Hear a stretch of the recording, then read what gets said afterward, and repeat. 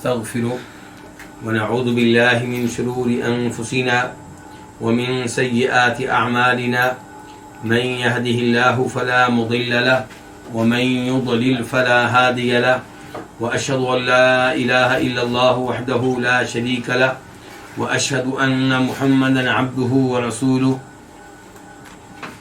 يا أيها الذين آمنوا اتقوا الله حق تقاته ولا تموتن إلا وأنتم مسلمون يا أيها الناس اتقوا ربكم الذي خلقكم من نفس واحدة وخلق منها زوجها وبث منهما رجالا كثيرا ونساء واتقوا الله الذي تساءلون به والأرحام إن الله كان عليكم رقيبا يا أيها الذين آمنوا اتقوا الله وقولوا قولا سديدا يصلح لكم أعمالكم ويغفر لكم ذنوبكم ومن يطع الله ورسوله فقد فاز فوزا عظيما أما بعد فإن خير الحديث كتاب الله وخير الهدي هدي محمد صلى الله عليه وسلم وشر الأمور محدثاتها وكل محدثة بدعة وكل بدعة ضلالة وكل ضلالة في النار.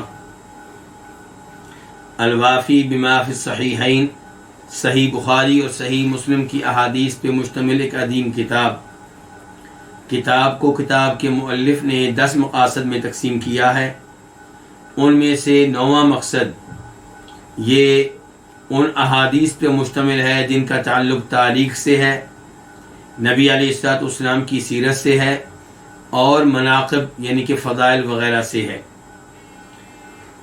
اس میں دوسری کتاب ہے کتاب السیرۃ النبویہ الشریفہ، اور اس میں کئی ایک فصلیں ہیں. پہلی فصل تھی جاہلیت کے بارے میں، یعنی کہ زمانہ جاہلیت، زمانہ کفر، اور وہ زمانہ جو نبی علیہ السلام کے نبی مقرر ہونے سے پہلے کا زمانہ ہے، بعثت سے پہلے کا زمانہ.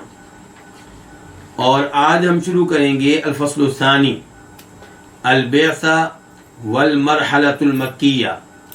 اس فصل میں تذکرہ ہوگا ان احادیث کا جن کا تعلق ہے زمانہ بعثت سے، یعنی کہ نبی علیہ الصلوۃ والسلام کے نبی بن جانے کا زمانہ، نبی مقرر ہو جانے کا زمانہ، اور زمانہ نبوت میں سے مکی مرحلہ یعنی کہ بعثت کا زمانہ جو ہے اسے 2 حصوں میں تقسیم کریں گے، ایک مدنی زمانہ اور ایک مکی زمانہ.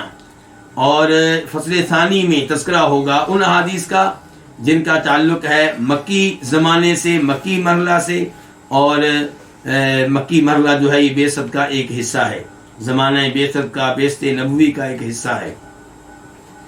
اس میں پہلا باب ہے باب مبعث النبی صلی اللہ علیہ وسلم، نبی علیہ الصلوۃ والسلام کا، نبی علیہ السلام کی بعثت یعنی کہ آپ کا نبی مقرر ہونا.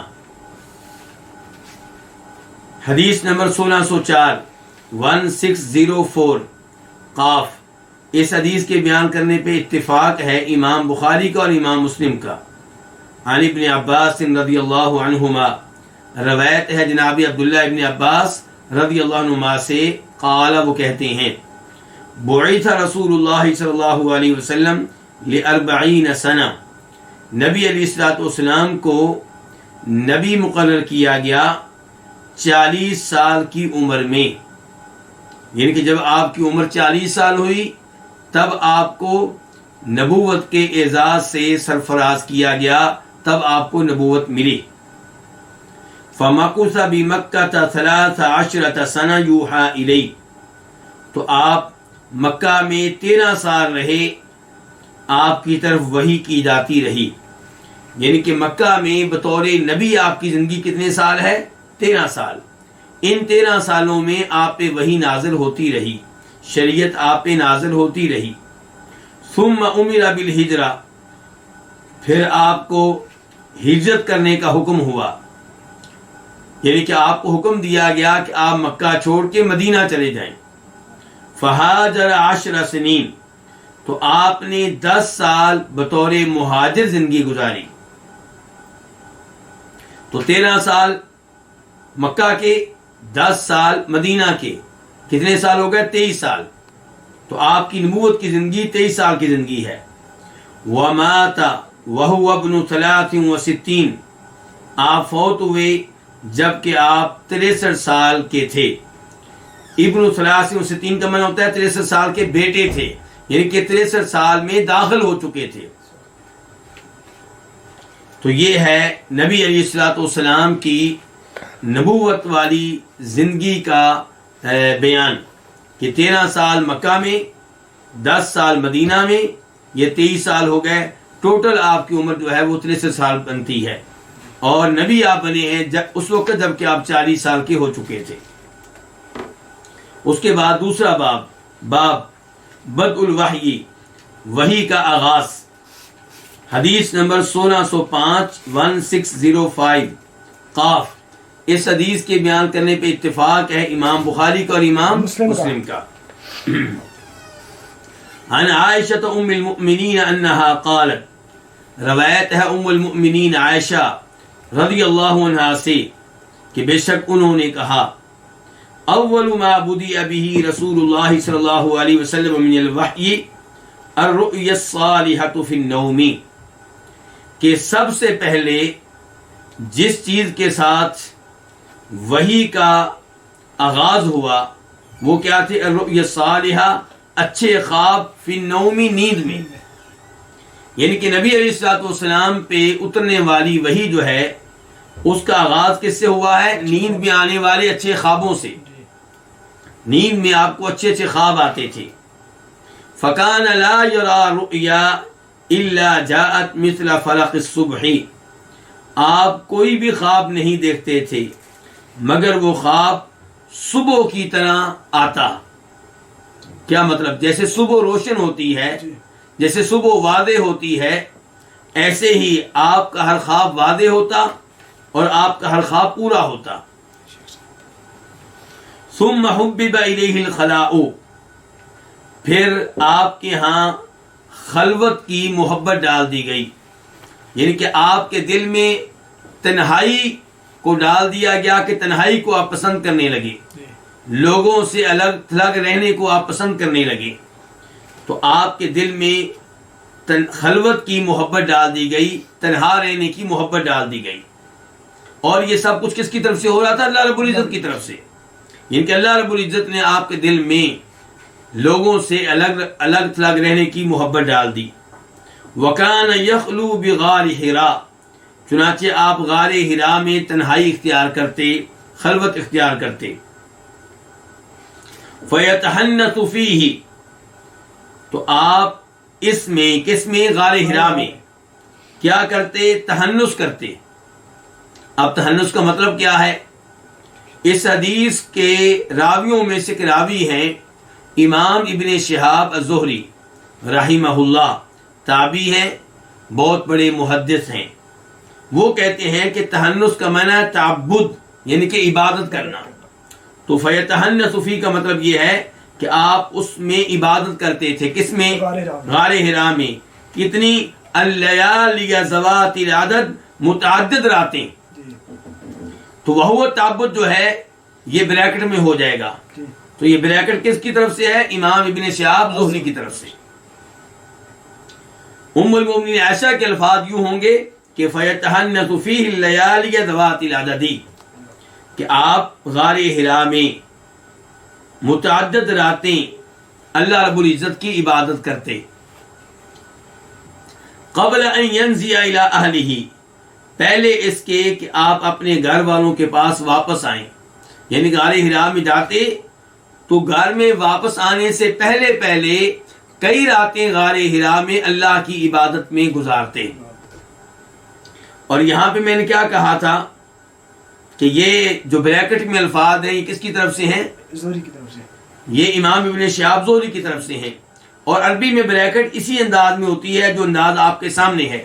اگر عربی کتاب آپ کے سامنے ہے تو آپ دیکھ رہے ہوں گے کہ بریکٹ کس انداز سے ہے، دائیں طرف بھی ایک چھوٹی سی ڈیش اور بائیں طرف بھی چھوٹی سی ڈیش، درمیان میں جو عبارت ہے یہ ابن شہاب زہری کی طرف سے ہے۔ یہاں پہ اشارہ اس امر کی طرف کرنا چاہوں گا کہ بخاری شریف کی ایک روایت میں یہ بھی آتا ہے کہ جب نبی علیہ الصلوۃ والسلام کو نبی مقرر کیا گیا تو آپ پریشان ہو گئے اور ان دنوں میں آپ نے خودکشی کرنے کے بارے میں سوچا. اب یہ الفاظ کہ نبی خودکشی کرنے کے بارے میں سوچے، بہت بڑے الفاظ ہیں.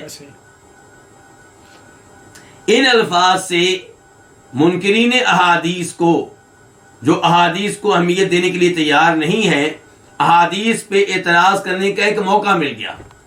کہنے لگے دیکھو جی احادیث کو لیں گے تو حدیث میں ہمیں یہ کچھ ملے گا، جبکہ یہ الفاظ ابن شہاب زہری کی طرف سے ہیں، یہ ان کی طرف سے بریکٹ ہے، یہ حدیث کا حصہ نہیں ہے. تو چاہے بخاری شریف میں آئے ہیں، امام بخاری نے بخاری شریف میں وارد ہونے والی احادیث کی گارنٹی دی ہے. باقی امام بخاری اگر بخاری میں کوئی ایسی چیز لے کر آتے ہیں جو حدیث کا حصہ نہیں ہے تو امام بخاری اس کی وہ گارنٹی نہیں دیتے جو گارنٹی ہونی چاہیے. البتہ یہ گارنٹی ہوگی امام بخاری کی طرف سے کہ یہ الفاظ ابن شہاب زہری نے کہے ہیں. اب کیا امام بخاری یا میں اور آپ یہ عقیدہ رکھتے ہیں کہ ابن شہاب معصوم ہے؟ ابن شہاب زہری معصوم نہیں ہے. انہوں نے یہ بات کہیں سے سنی ہوگی اور آگے بیان کر دی.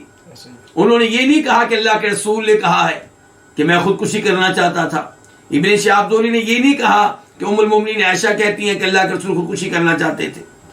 تو یہ ابن شہاب زہری کا ذاتی تبصرہ ہے، اور ذاتی جو تبصرہ وہ کریں گے اس میں وہ حجت نہیں ہوں گے. لیکن یہی ابن شہاب زہری جب حدیث بیان کریں گے تو ہم ان کی حدیث کو سینے سے لگائیں گے، کیونکہ یہ قابل اعتماد راوی ہے، بہت بڑے محدث ہے.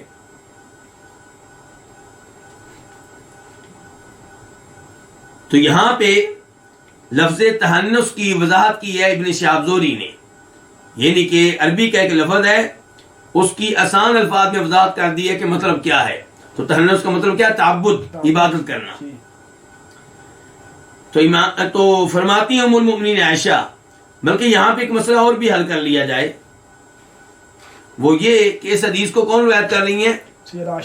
سیدہ عائشہ، ام المؤمنین عائشہ. جب نبی علیہ الصلوۃ والسلام نبی بنے ہیں، کیا ام المومنین عائشہ اس وقت پیدا ہو چکی تھی؟ نہیں،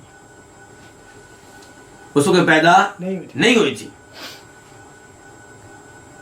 تو پھر وہ یہ حدیث کیسے بیان کر رہی ہیں، واقعات کیسے بیان کر رہی ہیں؟ اس کا مطلب یہ ہے کہ یہ چیزیں انہوں نے نبی علیہ الصلوۃ والسلام سے سنی ہیں، یا پھر کسی اور صحابی سے سنی ہیں، مثال کے طور پہ اپنے والد صاحب سے، اور یا پھر نبی علیہ السلام سے. زیادہ امید یہ ہے کہ یہ باتیں انہوں نے نبی علیہ السلام سے سنی ہیں. تو کہتی ہیں کہ آپ غار حرا میں متعدد راتیں، کئی ایک راتیں اللہ کی عبادت کرتے، قبل ان ينزل الى اہلی، اپنے گھر والوں کے پاس واپس آنے سے پہلے پہلے. وَيَتَزَوَّدُ لِذَلِكَ، اور آپ اس خلوت کے لیے زاد راہ لے لیتے، یہ کہ چونکہ آپ نے غار حرا میں کئی دن گزارنے ہوتے تھے، کئی راتیں گزارنی ہوتی تھیں، تو ظاہر ہے وہاں پہ کوئی مارکیٹ تو نہیں ہے، تو آپ کھانے پینے کا سامان ساتھ لے کر جاتے، خشک چیزیں گھر سے لے جاتے. ثم يرجع الى خدیجہ، پھر آپ کئی دنوں کے بعد خدیجہ کے پاس واپس آتے. فَيَتَزَوَّدُ لِمِثْلِهَا، تو آپ زاد راہ لے لیتے، لِمِثْلِهَا، اتنی ان جیسی راتوں کے لیے، جتنی راتوں کے لیے پہلے زاد راہ لیا ہوتا، اتنی راتوں کے لیے آپ دوبارہ جب گھر میں آتے تو زاد راہ لے لیتے اور پھر چلے جاتے. حَتَّى جَاءَهُ الْحَقُّ، یہاں تک کہ آپ کے پاس حق آیا، تو اس حال میں آیا کہ آپ غار حرا میں تھے. جب حق آپ کے پاس آیا، حق سے مراد یہاں پہ کیا ہے؟ وہی. جب وہی آپ پہ آئی تو آپ تب کہاں تھے؟ غار حرا میں تھے.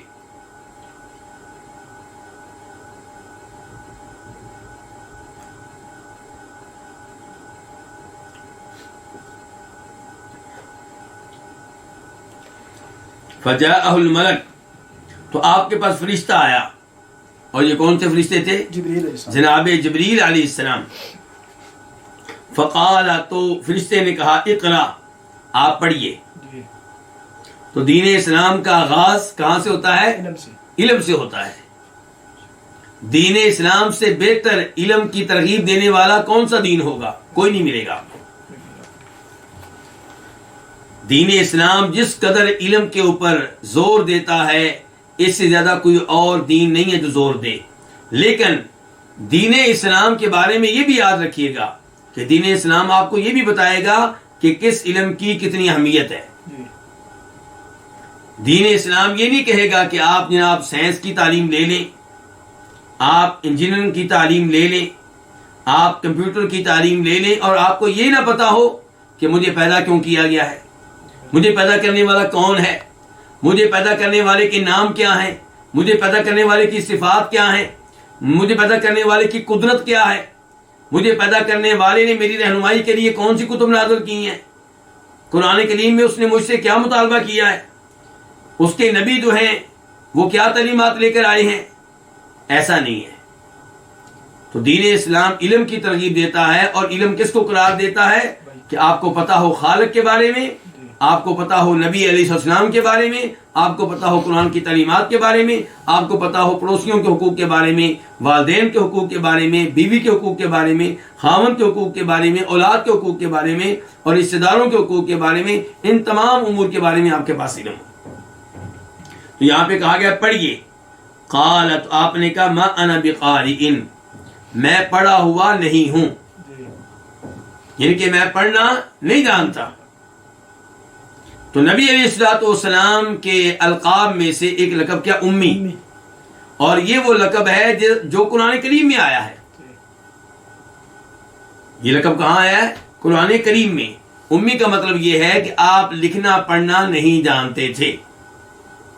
اب ہمارے ہاں کئی لوگ ایسے پیدا ہو چکے ہیں جو نبی علیہ الصلوۃ والسلام کی ذات کے معاملے میں غلو کرتے ہیں، مبالغہ کرتے ہیں، حد سے آگے نکل جاتے ہیں، جبکہ نبی علیہ الصلوۃ والسلام نے کہا تھا میری ذات کے معاملے میں مبالغہ نہ کرنا. بخاری شریف کی حدیث ہے، لا تطرونی کما اطرت النصارى ابن مریم، میرے معاملے میں مبالغہ نہ کرنا جیسے عیسائیوں نے عیسیٰ علیہ السلام کے معاملے میں مبالغہ کیا تھا. انما انا عبد، سوائے اس کے نہیں میں اللہ کا ایک بندہ ہوں. میرے بارے میں یہ کہا کرو عبداللہ و رسولہ، یہ اللہ کے بندے اور اللہ کے رسول ہیں. لیکن لوگ آپ کو کیا کہنا چاہتے ہیں؟ مشکل کشا، حاجت روا، غوث اعظم، ساری کائنات میں رزق تقسیم کرنے والے، نعوذ باللہ، وجہ کائنات، کہ اللہ نے آپ کی خاطر کائنات پیدا کی ہے. یہ ساری چیزیں قرآن و حدیث کے خلاف ہیں.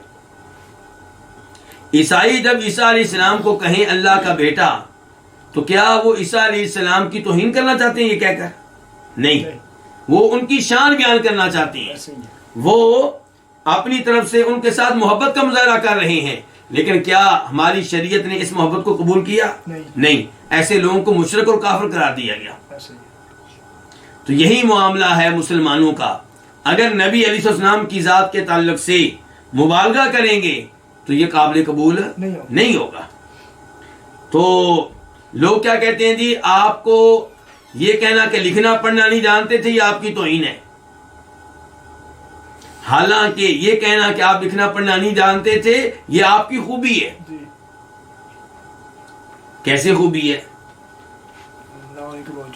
یہ خوبی ایسے ہے کہ آپ کسی کی تحریر پڑھ نہیں سکتے تھے، کسی کی کتاب، کسی کا لکھا ہوا پڑھ نہیں سکتے تھے، اس کے باوجود قرآن جیسا عظیم کلام لے کر آئے.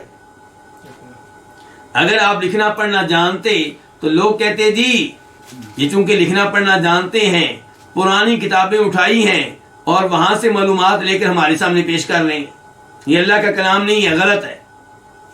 تو اللہ تعالیٰ نے اپنے نبی کو کیا بنایا؟ امی بنایا، تاکہ ایسا کوئی الزام آپ پہ لگ نہ سکے. اگر کوئی لگائے تو اس الزام کی کوئی حقیقت نہ ہو.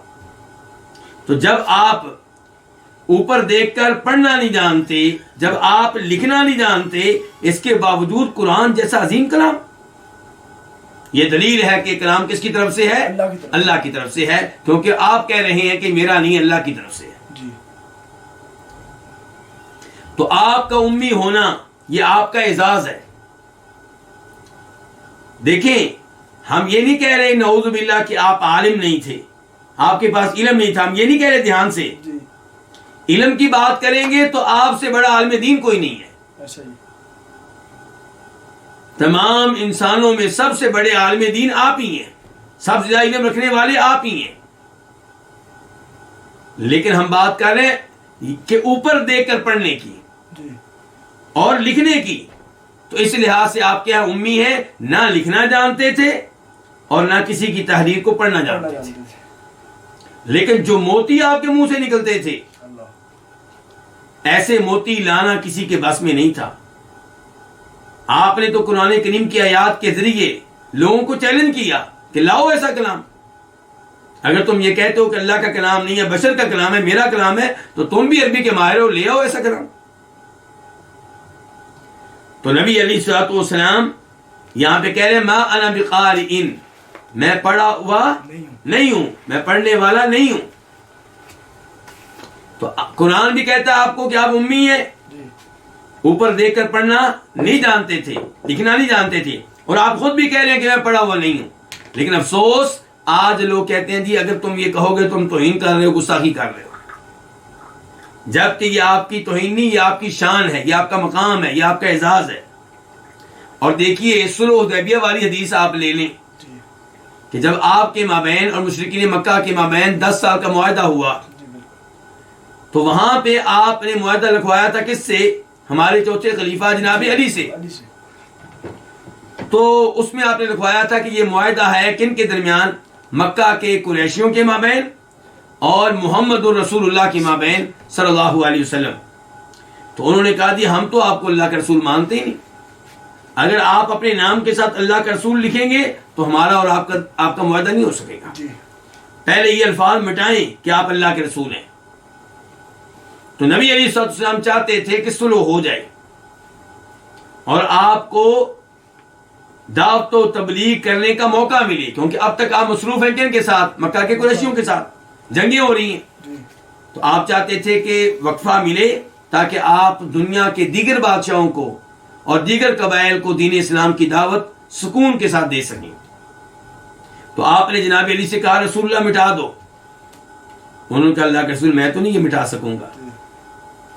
تو آپ نے کہا مجھے بتاؤ کہاں لکھا ہوا ہے, چونکہ آپ کیا تھے؟ امی تھے, آپ کو نہیں پتا کہاں لکھا ہوا. آپ نے کہا مجھے بتاؤ. تو آپ کو بتایا گیا, تو تب آپ نے اپنے ہاتھ سے وہ مٹا دیا. تو اس سے کیا پتا چلا کہ آپ لکھنا پڑھنا نہیں جانتے تھے. لیکن ہم یہ نہیں کہہ رہے, بار بار وضاحت کر رہا ہوں کہ علم والے نہیں تھے. علم کے لحاظ سے آپ سب کے امام ہیں. پوری امت نے علم آپ ہی سے لیا ہے اور آپ نے اللہ سے لیا ہے.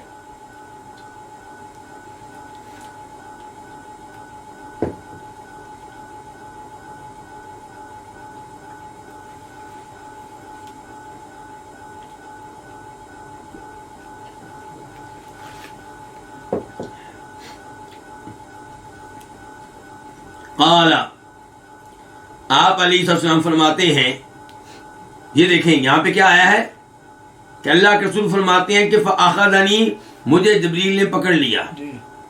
آپ فرماتے ہیں مجھے جبریل, اس سے پتہ چلا کہ یہ حدیث آپ نے خود ام المومنین عائشہ کو بتائی تھی, سنائی تھی. تو آپ نے کہا فاخذنی, مجھے انہوں نے پکڑ لیا. کنہوں نے؟ جبریل علیہ السلام نے. فغطنی, انہوں نے مجھے دبایا, مجھے بینچا. حتی بلغ منی الجہدہ, یہاں تک کہ ان کا بھینچنا اور ان کا دبانا وہ میرے ہاں انتہائی مشقت کو پہنچ گیا. اس سے مجھے شدید مشقت کا سامنا کرنا پڑا. فرشتہ جب دبائے, فرشتہ جب زور لگائے تو پھر آپ اندازہ کر سکتے ہیں. تو فرمایا کہ جب انہوں نے مجھے دبایا تو یہ ان کا دبانا میرے ہاں انتہائی مشقت کو پہنچ گیا. ثم ارسلنی, پھر انہوں نے مجھے چھوڑ دیا. فقال, اور کہا اقرا, پڑھیے. قلت ما انا بقارئ, میں نے پھر کہا کہ میں پڑھا ہوا نہیں ہوں. فاخذنی, انہوں نے پھر مجھے پکڑ لیا. فغطنی ثانیہ, مجھے دوسری بار انہوں نے کیا کیا؟ دبایا, بھینچا. حتی بلغ منی الجہدہ, یہاں تک کہ ان کا یہ دبانا میرے ہاں انتہائی مشقت کو پہنچ گیا. ثم ارسلنی, پھر انہوں نے مجھے چھوڑ دیا. فقال, اور کہا اقرا, پڑھیے. فقلت میں نے کہا ما انا بقاری میں پڑھا ہوا بالکل نہیں ہوں، میں بالکل پڑھا ہوا نہیں ہوں. یہ بالکل میں کس کا معنی کر رہا ہوں؟ با کا. فاخذنی تو انہوں نے مجھے پھر پکڑ لیا. فغطنی الثالثہ اور مجھے تیسری بار دبایا، بینچا. ثم ارسلنی پھر مجھے چھوڑ دیا. فقال اور کہا اقرأ بسم ربک الذی خلق خلق الانسان من علق اقرأ وربک الاکرم. آپ پڑھیے، یہ پہلی وحی ہے اور پہلی وحی میں کیا کہا جا رہا ہے؟ اقرأ، پڑھیے پڑھیے اپنے رب کے نام کے ساتھ، الذی خلق جس نے پیدا کیا. کس کو پیدا کیا؟ اس پہلی آیت میں یہ نہیں بتایا کس کو پیدا کیا. قرآن کریم میں ایسی کئی باتوں کو ذکر نہیں کیا جاتا. مثال کے طور پہ کہا جائے گا کہ اللہ تعالیٰ نے پیدا کیا، یہ نہیں بتایا جائے گا کس کو پیدا کیا. کس لیے؟ یہ بتانے کے لیے کہ ہر چیز کو پیدا کرنے والا وہ ہے، کسی چیز کا نام لینے کی ضرورت ہی نہیں ہے. یعنی کہ عموم کے لیے. کس لیے؟ عموم کے لیے. پڑھیے اپنے رب کے نام کے ساتھ، وہ رب جس نے پیدا کیا کس کو؟ ہر چیز کو. اس کے بعد دوسری آیت میں کہا خلق الانسان من علق، اس نے پیدا کیا انسان کو من علق، کس سے؟ لوتھڑے سے. یعنی کہ جن جن چیزوں کو اللہ نے پیدا کیا ہے ان چیزوں میں سے ایک عظیم مخلوق کیا ہے؟ انسان. اور انسان کو اللہ نے کس سے پیدا کیا؟ لوتھڑے سے. یعنی کہ اللہ کی قدرت دیکھیے کہ انسان کہاں سے پیدا ہوا ہے. ایک گندے پانی سے. گندا پانی خون کی شکل اختیار کرتا ہے، پھر لوتھڑے کی شکل اختیار کرتا ہے، پھر گوشت کی شکل اختیار کرتا ہے، پھر اس سے باقی اعضاء بنتے ہیں. یہ کون ہے کرنے والا؟ یہ اللہ ہے. یعنی کہ وہ پانی کا ایک قطرہ گندا سا، اس سے ہڈیاں بنتی، پانی کے قطرے سے ہڈیاں، اس سے انسان کے یہ لمبا سا بازو بنتا ہے، لمبی سی ٹانگیں بنتی ہیں. یہ کہ 6 فٹ کا انسان پیدا ہوتا ہے کس سے؟ یہ کس کی قدرت ہے؟ اللہ تعالیٰ کی قدرت ہے. اقرا تیسری آیت میں پھر کہا پڑھیے.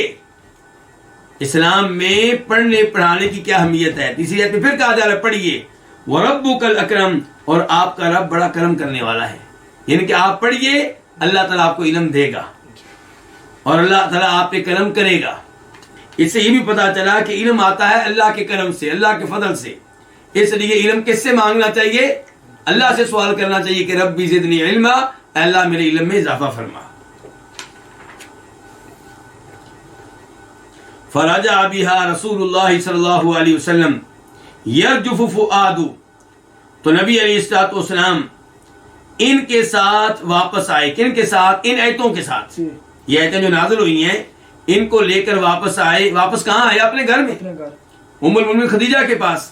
یرجف فؤادہ، اس حال میں کہ آپ کا سینہ کانپ رہا تھا، آپ کا دل کانپ رہا تھا، آپ کا دل کانپ رہا تھا.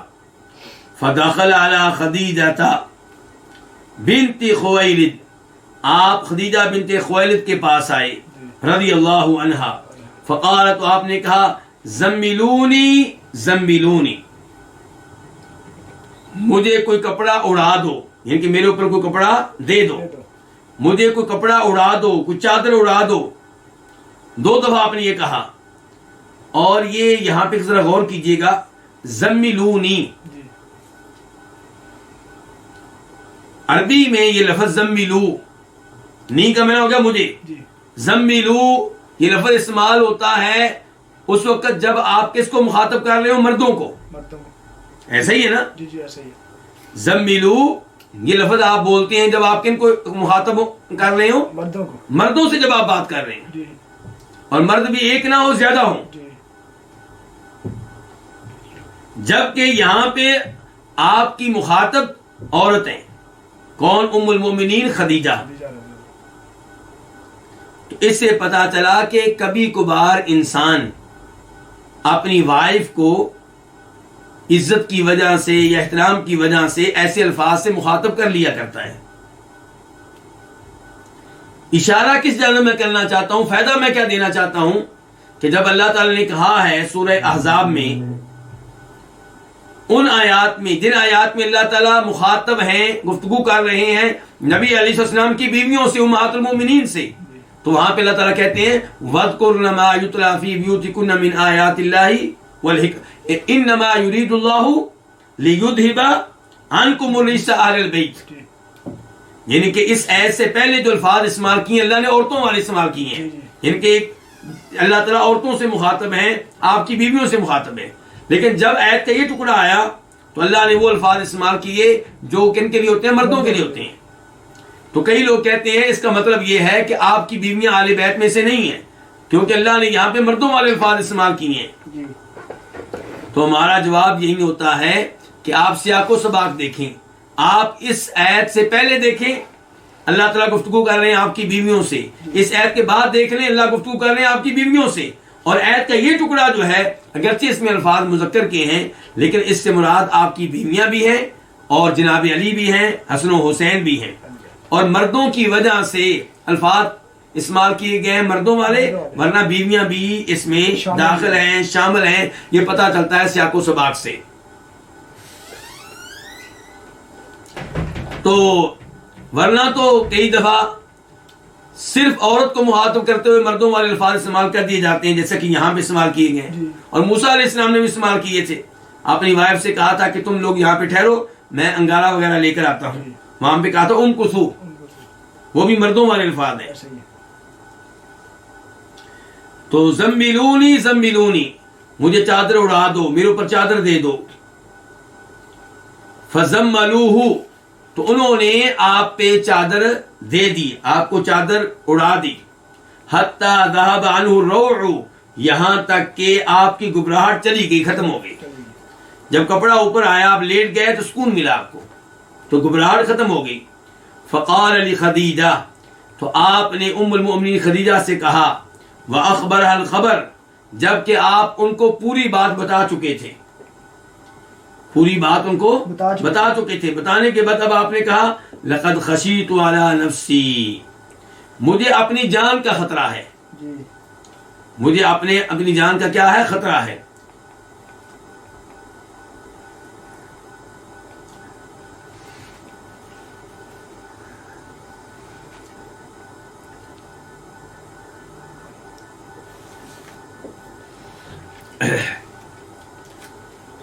فقالت خدیجہ، تو ام المؤمنین خدیجہ نے کہا کلا، ہرگز نہیں، یعنی کہ آپ کی جان کو کوئی خطرہ نہیں ہے، آپ کو ڈرنے کی ضرورت نہیں ہے، آپ ایسی باتیں نہ کریں۔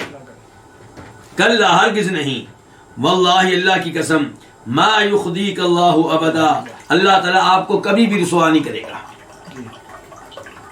اس سے پتہ چلتا ہے اچھی بیوی کی اہمیت کا۔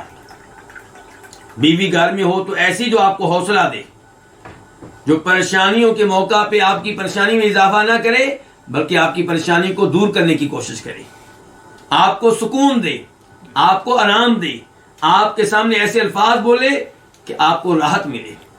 تو یہاں پہ کیا کہہ رہی ہیں ام المؤمنین خدیجہ؟ اللہ کی قسم، اللہ آپ کو کبھی بھی رسوا نہیں کرے گا۔ کیوں جی؟ انک لتصل الرحم، کیونکہ آپ صلہ رحمی کرتے ہیں، رشتہ داروں کے ساتھ اچھا سلوک کرتے ہیں۔ وتحمل الکل، آپ کمزور لوگوں کا بوجھ اٹھاتے ہیں۔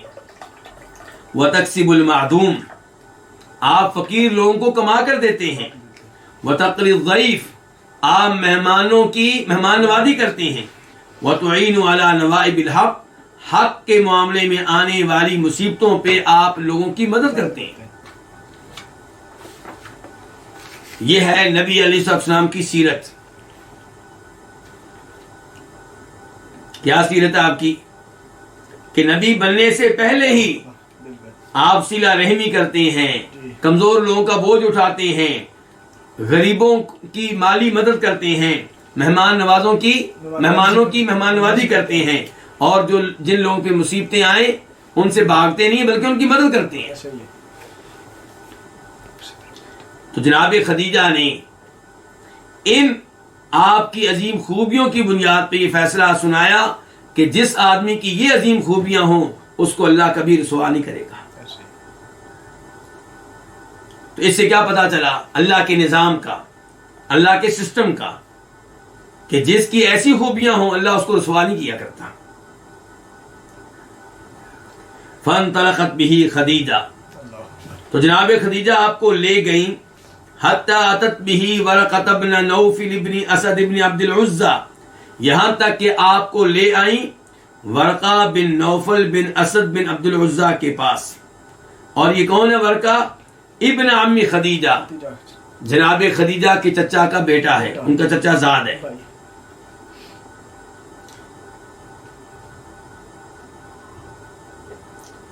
دیکھیں ورقہ کون ہے؟ ورقہ کا باپ کا نام کیا؟ نوفل. دادا کا نام کیا؟ اسد. اور جناب خدیجہ کے والد کا نام ہے خویلد، اور ان کے دادا کا نام بھی ہے اسد. تو اسد پہ آ کے ورقہ اور خدیجہ دونوں ایک ہو جاتے ہیں. یعنی کہ دونوں کا جو دادا ہے وہ کون ہے؟ وہ اسد ہے. ورقہ کا دادا بھی اور جناب خدیجہ کا دادا بھی. وکان امرأ تنصر فی الجاہلیہ، اور یہ آدمی ان کے ورقہ جو تھا یہ ایسا شخص تھا جو زمانہ جاہلیت میں عیسائی ہو چکا تھا. مکہ میں تو عیسائیت موجود نہیں تھی، یہ کیسے عیسائی ہو گئے؟ ورقہ بن نوفل اور زید بن عمر بن نفیل. زید بن عمر بن نفیل کون ہے؟ سعید بن زید کے والد. سعید بن زید تو عشرہ مبشرہ میں سے ہیں. یہ دونوں حق کی تلاش میں، حق کی جستجو میں مکہ سے نکلے اور سفر کیا، شام، عراق وغیرہ اس جانب گئے. تو وہاں ورقہ بن نوفل کو ایک عیسائی مل گیا جو اسی دین پہ تھا جو دین تحریف سے پاک تھا، گڑبڑ سے پاک تھا. تو ورقہ بن نوفل نے اس کے ذریعے عیسائیت کو قبول کر لیا، اور زید بن عمر بن نفیل نے عیسائیت کو بھی قبول نہیں کیا، یہودیت کو بھی قبول نہیں کیا. وہ دین ابراہیمی پہ رہے اور واپس آ گئے مکہ میں، لیکن وہ بھی شرک سے دور تھے اور یہ بھی شرک سے دور تھے. وکان یکتب الکتاب العبرانی، اور یہ عبرانی تحریریں لکھا کرتے تھے، یعنی کہ عبرانی زبان میں لکھنا آتا تھا ان کو. کن کو؟ ورقہ بن نوفل کو. فَيَكْتُبُ مِنَ الْإِنْجِيلِ بِالْعِبْرَانِيَّةِ مَا شَاءَ اللَّهُ يَكْتُبُ، تو وہ عبرانی زبان میں انجیل میں سے وہ کچھ لکھتے جو اللہ چاہتا کہ وہ لکھیں. جتنا یعنی کہ اللہ کا ارادہ ہوتا اتنا یہ لکھتے.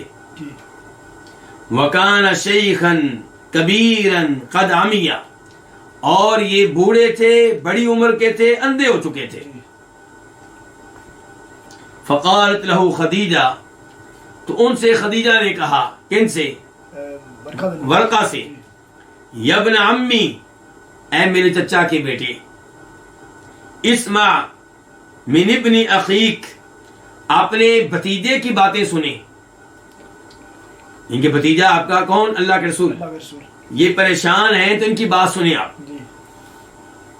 فقال له ورقہ، تو ورقہ نے آپ سے کہا، یا ابن اخی ماذا ترى، میرے بھتیجے آپ کیا دیکھتے ہیں؟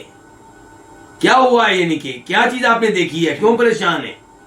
فاخبره رسول اللہ صلی اللہ علیہ وسلم خبر ما رأى، تو اسے نبی علیہ السلام نے بتایا وہ سارا واقعہ جو آپ نے دیکھا، جو کچھ آپ نے دیکھا اس کی پوری خبر آپ نے اس کو دے دی.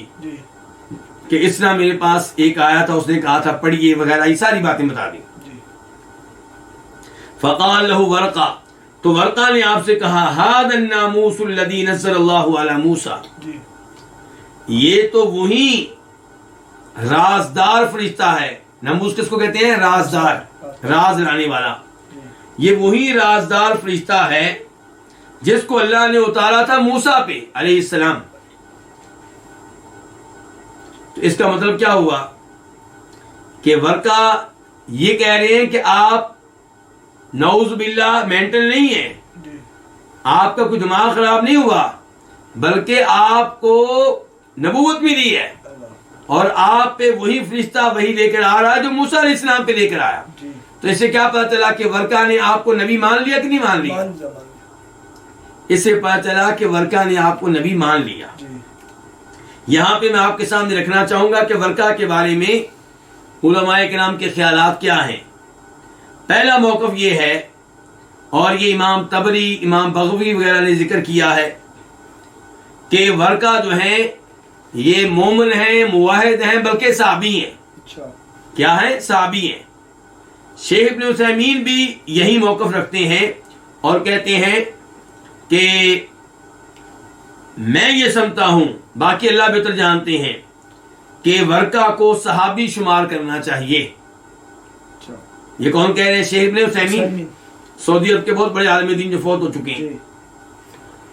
دوسرا موقف یہ ہے کہ ورقہ مومن ہے، موحد ہے، توحید کے اوپر ہے، لیکن اسے صحابہ کرام میں سے شمار نہیں کیا جائے گا، کیونکہ وہ تو اس زمانے میں فوت ہو گئے تھے جس زمانے میں وحی منقطع تھی، اور ابھی آپ نے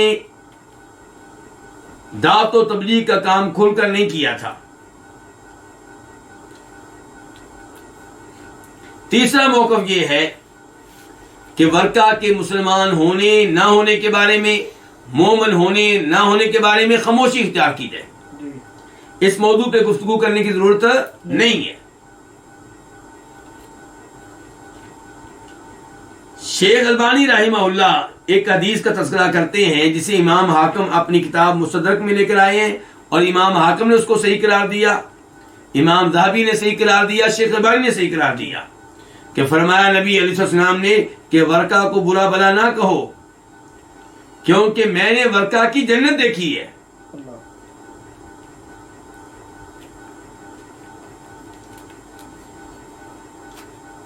اچھا، اب یہ تین موقف آپ کے سامنے ہیں.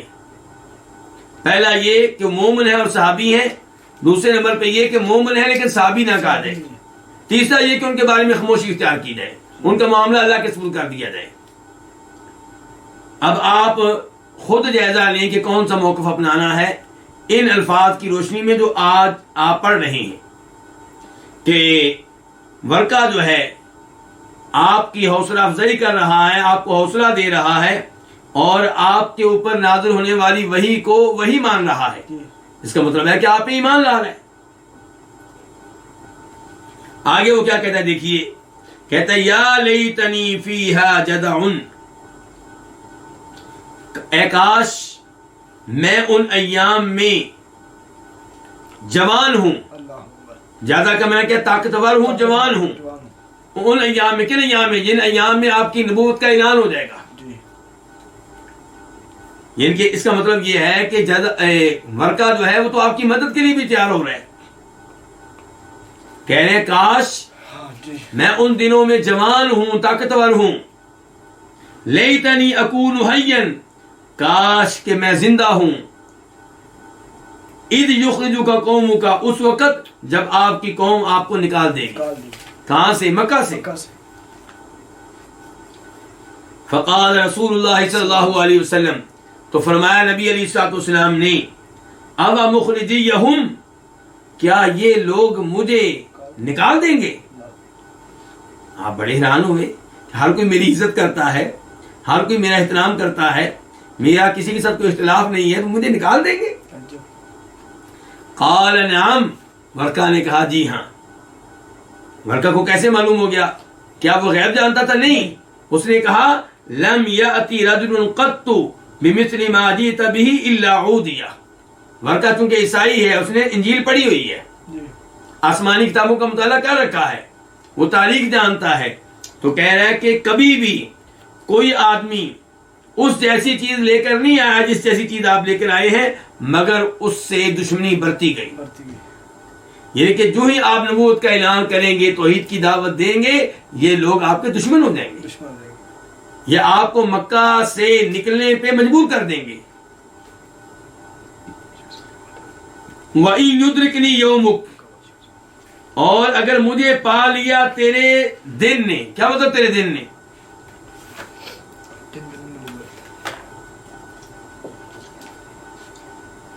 یعنی کہ جن دنوں آپ کی نبوت عام ہو جائے گی، جن دنوں آپ کی دعوت لوگوں تک پہنچ جائے گی، مشکل ایام جب آئیں گے، اگر مجھے ان ایام نے پا لیا تو انصر کا نصرا مؤزرا، میں آپ کی مضبوطی کے ساتھ پوری قوت کے ساتھ مدد کروں گا. یہاں پہ اتنی روایت ذکر کی گئی ہے، لیکن بخاری میں اس کے بعد یہ آتا ہے کہ چند ہی دنوں کے بعد، کچھ ہی عرصے کے بعد ورقہ فوت ہو گیا. اچھا جی، اب آپ دیکھیں کہ ورقہ ایک تو یہ مان رہا ہے کہ آپ کے اوپر وحی آئی ہے، جبریل لے کر آئے ہیں، اور آپ کا معاملہ موسیٰ علیہ السلام کی طرح کا ہے، اور آپ پہ مشکلات آئیں گی، پریشانیاں آئیں گی، مکہ سے نکالا جائے گا، میں ان دنوں ہوا تو آپ کی مدد کروں گا، پوری مضبوطی کے ساتھ کروں گا، پوری قوت کے ساتھ کروں گا. تو ان الفاظ سے کیا پتہ چلتا ہے کہ ورقہ آپ پہ ایمان لا چکا ہے، آپ کو نبی مان چکا ہے، آپ کی مدد کے لیے بالکل تیار ہے.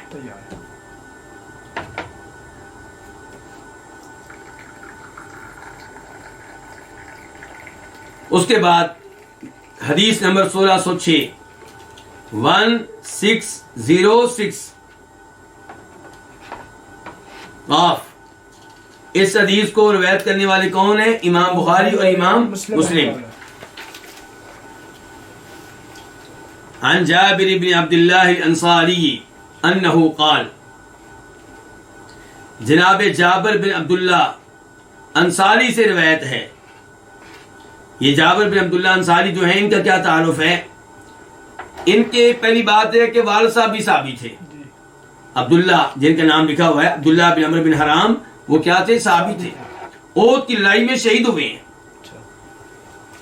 اور کئی بیٹیاں چھوڑ کے گئے ان کے والد صاحب، اور بیٹا ایک ہی تھا. تو ان کو وصیت کی تھی، کہا تھا کہ بیٹا کل لڑائی میں مجھے لگتا ہے کہ میں شہید ہو جاؤں گا، اس لیے اپنی بہنوں کا خیال رکھنا، اور میرے پہ جو قرضہ ہے وہ اتار دینا. تو بہت سارا قرضہ تھا، انہوں نے اتارا، اور نبی علیہ السلام اس معاملے میں ان کے ساتھ رہے. تو جابر بن عبداللہ جو ہیں فوت کب ہوئے ہیں؟ سن 78 ہجری میں. نبی علیہ السلام کب فوت ہوئے ہیں؟ سن 11 ہجری میں، اور یہ فوت ہوئے ہیں 78 میں، یعنی کہ آپ کے بعد تقریباً کوئی 65 سال زندہ رہے ہیں. اور مدینہ میں جو صحابہ کرام تھے، ان میں سب سے آخر میں فوت ہونے والے جناب جابر ہیں. تو یہ جابر جو ہیں، ان سے روایت ہے، جابر بن عبداللہ انصاری انہ قال، کہ بے شک انہوں نے کہا. کب کہا؟ وَهُوَ يُحَدِّثُ عَنْ فَتْرَةِ الْوَحْيِ، جبکہ جابر بیان کر رہے تھے زمانہ انقطاع وحی کے بارے میں، اس زمانے کے بارے میں جس زمانے میں وحی منقطع ہو گئی تھی، یعنی کہ وحی آنا شروع ہوئی، پھر وحی کیا ہو گئی؟ منقطع ہوئی، سلسلہ رک گیا اس کا.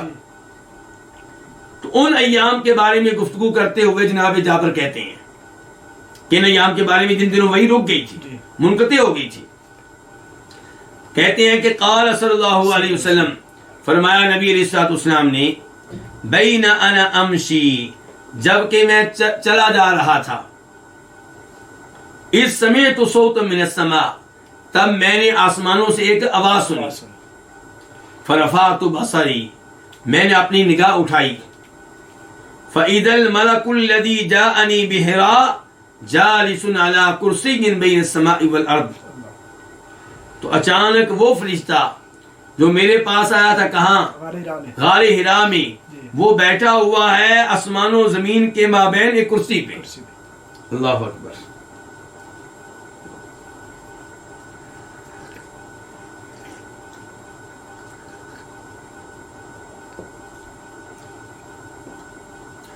فرعبت منہ، میں اس کی وجہ سے کیا ہو گیا؟ خوف زدہ ہو گیا.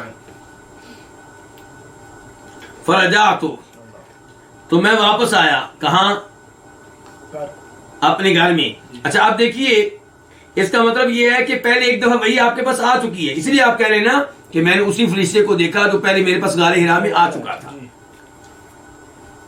فقلت، تو میں نے کہا، زملونی زملونی، کہ مجھے چادر اڑا دو، میرے اوپر کچھ چادر دے دو. مجھے کسی چادر میں ڈھانک دو.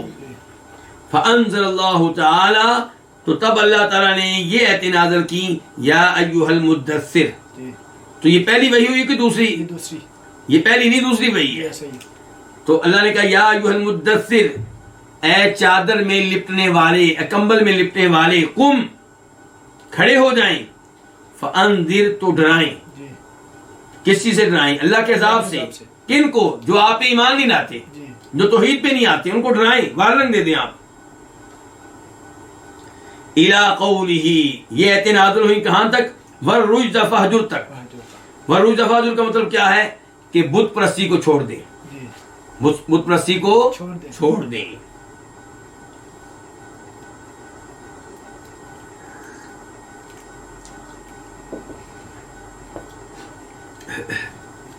فہمی الوحی، تو پھر وہی گرم ہو گئی. کیا مطلب گرم ہو گئی؟ پھر آنے لگی. بلکہ اس کی مزید وضاحت آ رہی، وہی یعنی کہ بہت زیادہ آنے لگی، وتتابع، اور تسلسل سے آنے لگی. پھر انقطاع نہیں آیا، پھر وہی میں انقطاع نہیں آیا. تو یہ ہے نبی علیہ الصلوۃ والسلام کی نبوت کا آغاز، وحی کا آغاز. اور ان دو احادیث سے پتہ چلا کہ پہلی وحی جو ہے وہ اقرا بسم ربک الذی خلق ہے، اور دوسری وحی یا ایھا المدثر ہے. دوسری وحی میں آپ کو حکم ملا ہے قم، کھڑے ہوں، ڈرائیں، دعوت و تبلیغ کا کام شروع کریں.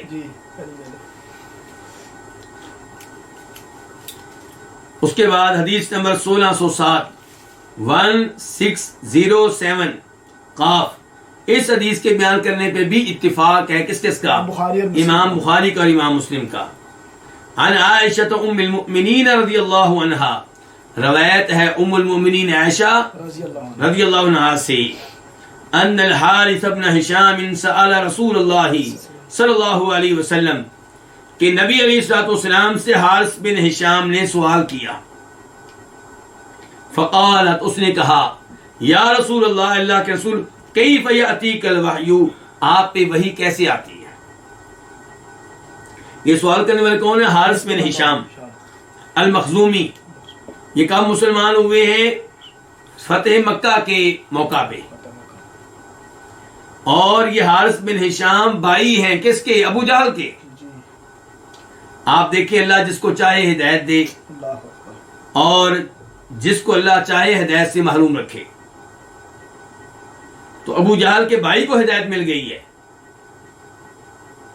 تو یہ حارث بن ہشام نبی علیہ السلام سے سوال کرتے ہیں، کہتے ہیں اللہ کے رسول، آپ پہ وحی کیسے آتی ہے؟ فقال رسول اللہ صلی اللہ علیہ وسلم، تو فرمایا رسول اللہ صلی اللہ علیہ وسلم نے، احیانا یأتینی مثل سلسلۃ الجرس، کبھی کبھی یأتینی، وہ میرے پاس آتی، وہ کیا؟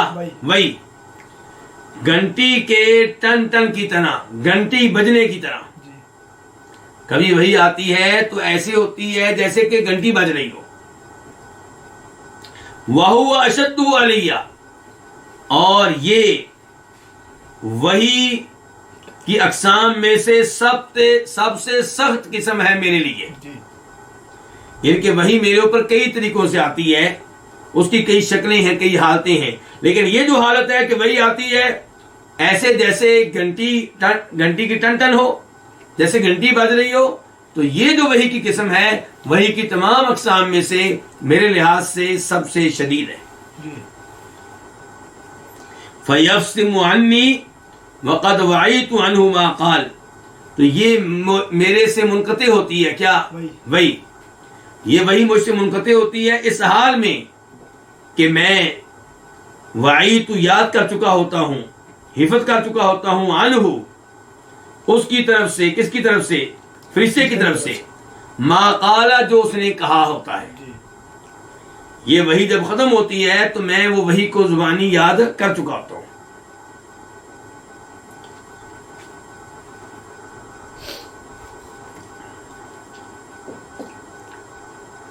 وَأَحْيَانًا يَتَمَثَّلُ لِيَ الْمَلَكُ رَجُلًا، اور کبھی کبھی میرے لیے فرشتہ کسی مرد کی شکل اختیار کر لیتا ہے. فرشتہ آتا ہے کس شکل میں؟ مرد کی شکل میں، کسی مرد کی شکل میں. اور عام طور پہ جس صحابی کا تذکرہ آیا ہے کہ جبریل علیہ السلام کی شکل میں آتے تھے وہ کون ہے؟ دہیہ بن خلیفہ الکلبی. دہیہ بہت خوبصورت صحابی تھے، ان کی شکل میں جبریل علیہ السلام عام طور پہ آتے تھے. فَيُكَلِّمُنِي، تو وہ فرشتہ مجھ سے کلام کرتا ہے. فَأَعِي، تو میں یاد کر لیتا ہوں. ما یقول، جو وہ کہتا ہے، جو وحی وہ لے کر آتا ہے میں یاد کر لیتا ہوں. تو یہاں پہ وحی کی کتنی شکلیں ذکر ہوئی ہیں، کتنی صورتیں؟ 2. ایک وہ وحی کہ وہ ایسے آتی ہے جیسے گھنٹی کی ٹن ٹن کی آواز ہو. دوسرے نمبر پہ وحی اس طرح کہ فرشتہ آتا ہے کسی انسانی شکل میں. اور ظاہر ہے یہ آپ کے لیے زیادہ آسان ہے کہ مردوں سے مرد مانوس ہوتے ہیں. تو یہ بھی اللہ کا کرم ہے کہ اللہ نے ہماری طرف جو نبی بھیجے ہیں وہ بھی مرد ہیں. اللہ تعالیٰ اسی لیے کہتے ہیں کہ اللہ کا تمہارے اوپر احسان ہے کہ اللہ نے نبی بھیجا تم میں سے. اگر اللہ تعالیٰ کو فرشتہ بھیج دیتے تو ہمارے لیے اس کے ساتھ مانوس ہونا مشکل ہو جاتا. تو خود نبی علیہ السلام جبریل علیہ السلام کے ساتھ تب مانوس ہوتے ہیں جب وہ انسانی شکل میں آتے ہیں.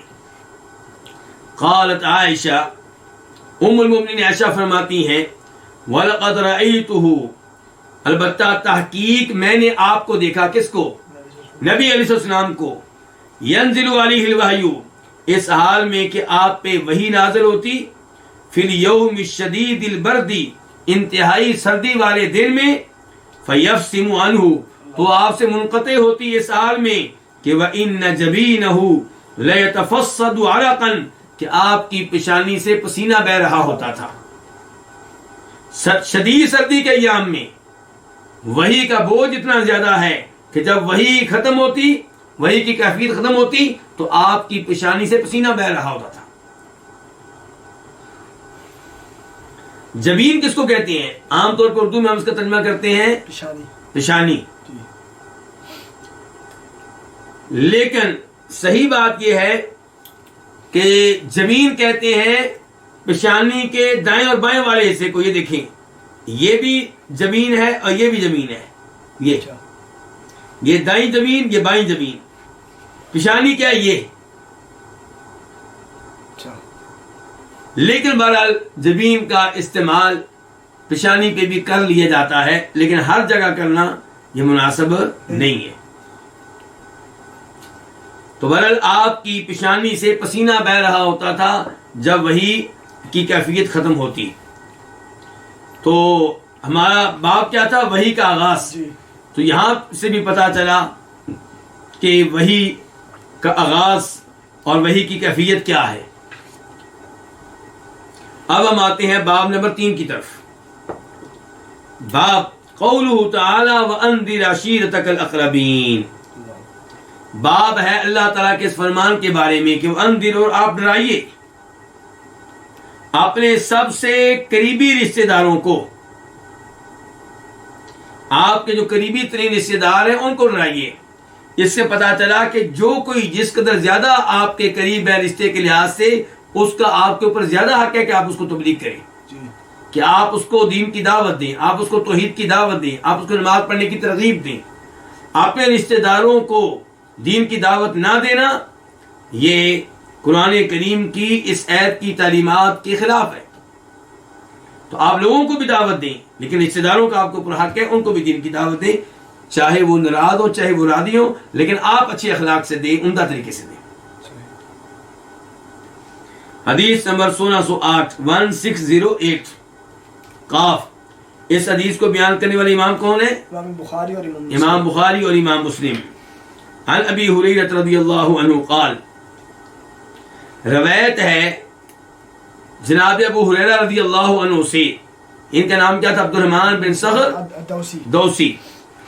قال، یہ کہتے ہیں قام رسول اللہ صلی اللہ علیہ وسلم حین انزل اللہ انذر عشیرتک الاقربین. نبی علیہ الصلوۃ والسلام کھڑے ہوئے کب؟ جب اللہ تعالیٰ نے یہ آیت اتاری کہ انذر عشیرتک الاقربین، آپ اپنے سب سے زیادہ قریبی رشتہ داروں کو وارننگ دیجئے، انہیں ڈرائیے. کس سے؟ اللہ کے عذاب سے. تو قال، تو یہ آیت نازل ہونے کے بعد آپ کھڑے ہوئے اور آپ نے کہا یا معاشر قریش، اے قریش کی جماعت، یعنی کہ اے قریشیو، او کلمۃ نحوہا، یا اس جیسے الفاظ آپ نے کہے. یا تو آپ نے کہا یا معاشر قریش، یا اس سے ملتے جلتے الفاظ آپ نے کہے. قریشیوں کو مخاطب کر کے کیا کہا؟ کہا اشتروا انفسکم، اپنے آپ کو خرید لو. کیا مطلب اپنے آپ کو خرید لو؟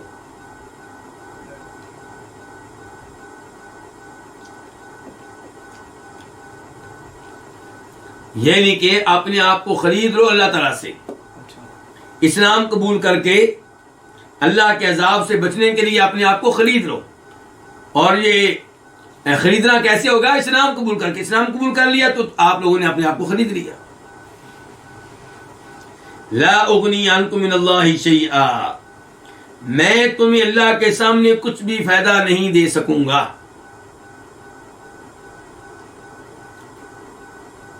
ان الفاظ سے کیا پتا چلا کہ نبی علیہ السلام مشکل کشا نہیں ہے، حاجت روا نہیں ہے، غوث اعظم نہیں ہے. آپ قریش سے کہہ رہے ہیں کہ اپنے آپ کو جہنم کی آگ سے بچا لو، میں تمہیں اللہ کے سامنے کچھ بھی فائدہ نہیں دے سکوں گا. پھر کہتے ہیں یا بنی عبد مناف. پہلے قریشیوں کو مخاطب کیا، بڑا قبیلہ ہے قریش. پھر ان میں ایک خاص برانچ کو، قبیلے کی خاص برانچ کو مخاطب کیا. وہ کون ہے؟ بنی عبد مناف. کہ اے عبد مناف، قبیلہ عبد مناف، اے عبد مناف کے بیٹو، لا اغنی عنکم من اللہ شیئا، میں تمہیں اللہ کے سامنے کچھ بھی فائدہ نہیں دے سکوں گا. اس کے بعد اب خاص شخصیات کو مخاطب کیا. پہلے قریش بڑے قبیلے کو، پھر قریش قبیلے کی شاخ کس کو؟ بنی عبد مناف کو. اب کہتے ہیں یا عباس بن عبد المطلب لا اغنی عنک من اللہ شیئا، عبد المطلب کے بیٹے عباس، میں آپ کو اللہ کے سامنے کچھ بھی فائدہ نہیں دے سکوں گا. عباس کون ہے؟ کیا لگتے ہیں آپ کے؟ چچا. سگے چچا سے آپ کہہ رہے ہیں میں تمہیں کوئی فائدہ نہیں دے سکوں گا. یہاں سے مجھے وہ آیت یاد آ رہی ہے سورہ جن کی، جس میں آپ فرماتے ہیں، جس میں اللہ تعالیٰ کہتے ہیں آپ سے قل انی لا املک لکم ضرا ولا رشدا قل انی لن یجیرنی من اللہ احد ولن اجد من دونہ ملتحدا. کہ اے نبی علیہ السلام آپ کہہ دیں، لوگوں سے کہہ دیں، لوگوں کو بتا دیں. کیا بتا دیں؟ کہ میں تمہارے لیے کسی قسم کے نفع کا یا نقصان کا مالک نہیں. میرے اختیار میں نہیں ہے کہ تمہیں کوئی فائدہ دوں، میرے اختیار میں نہیں ہے کہ تمہارا کوئی نقصان کروں. قل انی لن یجیرنی من اللہ احد، اللہ کے سامنے مجھے کوئی بھی پناہ نہیں دے سکتا. اللہ کے سامنے مجھے کوئی بھی پناہ نہیں دے سکتا. تو یہ ہے اللہ کے سامنے لوگوں کی صورتحال. یہاں پہ آپ کہہ رہے ہیں اے عبد المطلب کے بیٹے عباس، میں آپ کو اللہ کے سامنے کچھ بھی فائدہ نہیں دے سکوں گا. وَيَا صَفِيَّةُ عَمَّةَ رَسُولِ اللَّهِ لَا أُغْنِي عَنْكِ مِنَ اللَّهِ شَيْئًا، میں آپ کو اے صفیہ، اللہ کے رسول کی پھوپھی، میں آپ کو اللہ کے سامنے کچھ بھی فائدہ نہیں دے سکوں گا. آپ نے چچا کو بھی مخاطب کیا، اپنی پھوپھی کو بھی مخاطب کیا. وَيَا فَاطِمَةُ بِنْتَ مُحَمَّدٍ، اے فاطمہ محمد کی بیٹی، ان کی میری بیٹی، سلینی ما شئتی من مالی، میرے مال میں سے جو چاہتی ہو مجھ سے مانگ لو. میرا جو مال ہے اس میں سے جو چاہیے مانگ لو، میں تمہیں دے دوں گا. لیکن لا اغنی عنک من اللہ شیئا، اللہ کے سامنے میں تمہیں کچھ بھی فائدہ نہیں دے سکوں گا. اس سے آپ اندازہ لگا سکتے ہیں کس کا؟ کہ رشتہ داروں کا کیا حق ہے ہمارے اوپر، اور ان کو مجموعی طور پہ بھی دعوت دینی چاہیے اور انفرادی طور پہ بھی دعوت دینی چاہیے. شادی کے موقع پہ آپ کو اکٹھے مل جائیں گے اپنے رشتہ دار، وہاں پہ آپ تقریر کر ڈالیں، توحید کی دعوت دے دیں، نماز کی دعوت دے دیں، برائیوں کو چھوڑنے کی دعوت دے دیں.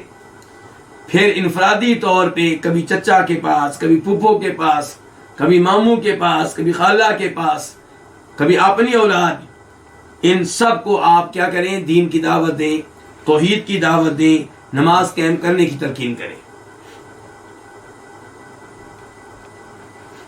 اور اس حدیث سے واضح ہو گیا کہ نبی علیہ الصلوۃ والسلام اگرچہ تمام انسانوں میں سب سے افضل ہیں، سب سے اعلیٰ ہیں، سب سے مقدس ہیں، سب سے محترم ہیں، لیکن آپ بھی نفع نقصان کے مالک نہیں ہیں، مشکل کشا حاجت روا نہیں ہے، اس لحاظ سے یا رسول اللہ مدد کا نعرہ لگانا یہ درست نہیں ہے. کیا کہنا چاہیے؟ یا اللہ مدد. حدیث نمبر 1609 1609 قاف. اس حدیث کے بیان کرنے پہ اتفاق ہے کس کس کا؟ امام بخاری کا اور امام مسلم کا. عن ابن عباس رضی اللہ عنہما، روایت ہے جناب عبداللہ ابن عباس رضی اللہ عنہما سے، قال وہ کہتے ہیں، جیسا واقعہ پچھلی حدیث میں گزرا ہے اور وہ کس نے بتایا تھا؟ ابو ہریرہ نے، ویسا واقعہ بتانے لگے عبداللہ ابن عباس. اور یہ دونوں صحابی اس وقت موجود نہیں تھے جب نبی علیہ الصلوۃ والسلام نے یہ دعوت و تبلیغ کی ہے اپنی فاطمہ سے رضی اللہ عنہ، پھپھو صفیہ سے، چچا عباس وغیرہ سے. تو جناب ابو ہریرہ تو آئے ہیں سن 7 ہجری میں، اور یہ دعوت و تبلیغ اس سے کتنے سال پہلے ہو چکی ہے؟ 7 سال مدینہ کے ڈالنے اور 13 سال وہاں کے ڈالنے، 20 سال پہلے کام ہوا ہے. تو 20 سال پہلے جو واقعہ ہوا ہے جناب ابو ہریرہ بیان کر رہی ہیں، کیا وہ قابل اعتبار ہوگا؟ جی ہاں. صحابی چاہے حدیث انہوں نے براہ راست اللہ کے رسول سے سنی ہو یا کسی سے لی ہو اور اس کا نام لیے بغیر بیان کر دیں، وہ حدیث ہمارے ہاں کیا ہے؟ وہ کیا ہے؟ قابل حجت ہے، اتھارٹی ہے، سپریم لا ہے. لیکن اگر کوئی تابعی نبی علیہ السلام سے حدیث بیان کرے اور درمیان میں صحابی کا تذکرہ نہ کرے تو پھر وہ روایت کیا ہو جائے گی؟ مرسل اور ضعیف اور ناقابل اعتماد اور ناقابل اعتبار ہوگی. تو یہاں پہ اگرچہ عبداللہ ابن عباس موجود نہیں تھے، جناب ابو ہریرہ موجود نہیں تھے، لیکن دونوں نے جو واقعات بیان کیے ہیں انہوں نے کسی نہ کسی صحابی سے لیے. تو یہ دونوں واقعات، یہ دونوں حدیث ہمارے لیے کیا ہے؟ حجت ہے. عبداللہ ابن عباس سے روایت ہے، کیا لگتے ہیں؟ نبی علیہ السلام کے چچا کے بیٹے ہیں. قال وہ کہتے ہیں، لما نزلت، جب یہ آیت نازل ہوئی، کون سی آیت؟ وَأَنذِرْ عَشِيرَتَكَ الْأَقْرَبِينَ، آپ اپنے سب سے زیادہ قرابت والے رشتہ داروں کو کیا کیجئے؟ ڈرائیے، انہیں وارننگ دیجئے. اس کے بعد یہ بھی ہے آیت کے ساتھ، وَرَحْتَكَ مِنْهُمُ الْمُخْلَصِينَ، اور ان میں سے جو آپ کا مخلص گروہ ہے ان کو ڈرائیے. ان الفاظ کا کیا مطلب ہے؟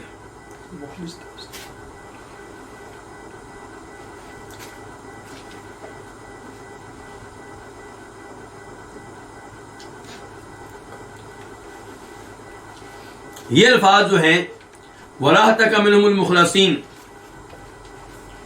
کہ ان میں سے جو مخلص آپ کا گروہ ہے انہیں ڈرائیے. یہ جو الفاظ ہیں ان کے بارے میں ایک موقف یہ ہے کہ یہ عشیرہ کا بیان اور اس کی وضاحت ہے. پہلی آیت میں کہا گیا تھا نا کہ آپ اپنے قریبی رشتہ داروں کو ڈرائیے، عشیرہ رشتہ دار. تو عشیرہ کی وضاحت کیا ہے؟ وَرَحْتَكَ مِنْهُمُ الْمُخْلَصِينَ، کہ آپ کے رشتہ داروں میں سے جو مخلص آپ کا گروہ ہے ان کو آپ ڈرائیے، ان کو دین کی دعوت دیجیے، ان کو وارننگ دیجیے. اور یہ بھی کہا گیا ہے کہ وَأَنذِرْ عَشِيرَتَكَ الْأَقْرَبِينَ، یہ قرآن ہے، تو وَرَحْتَكَ مِنَ الْمُخْلَصِينَ یہ بھی قرآن ہے، یہ بھی قرآن کی آیت ہے، لیکن یہ اس کی تلاوت کیا ہو چکی ہے؟ منسوخ ہو چکی ہے.